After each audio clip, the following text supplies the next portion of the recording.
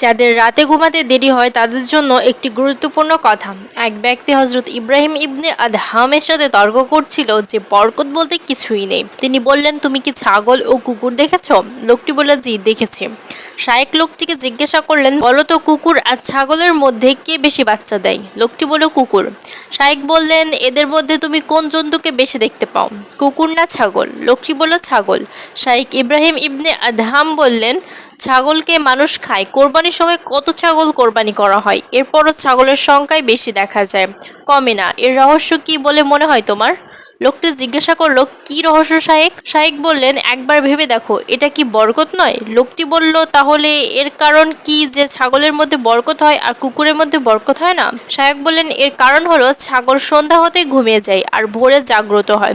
এই সময়টাই হয় রহমত এবং বরকত বর্ষণের মুহূর্ত, ফলে তার মধ্যে বরকত হয়। আর কুকুর সারা রাত জাগ্রত থাকে, ফজরের আগে ঘুমায়, তাই সে বরকত থেকে বঞ্চিত থাকে।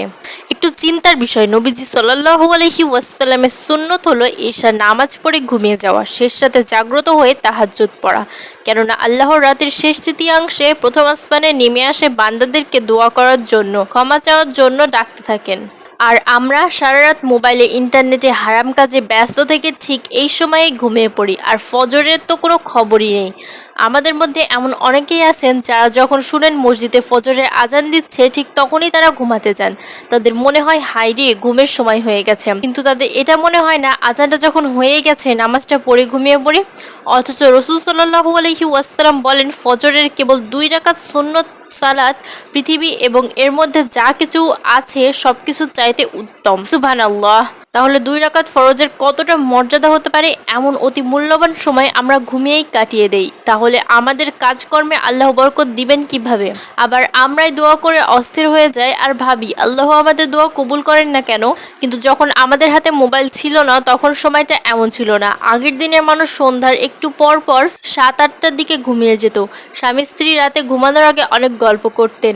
অনেক লম্বা একটা সময় ঘুমানোর পরে তাদের ভোর 5টার দিকে উঠতে কোনো সমস্যাই হতো না। ভোরবেলায় তারা খেতে, খামারে কাজ করতে চলে যেত।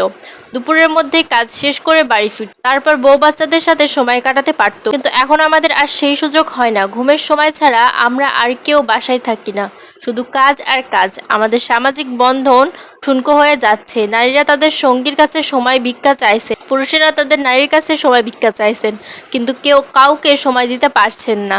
তাই আসুন আমরা এখনই নিজেকে পরিবর্তন করি, আল্লাহর বিধানসমূহকে যথাযথভাবে গুরুত্বের সাথে পালন করি। তাহলে আশা করা যায় তিনি আমাদের দোয়া কবুল করবেন এবং কাজকর্মে বরকত দিবেন ইনশাআল্লাহ।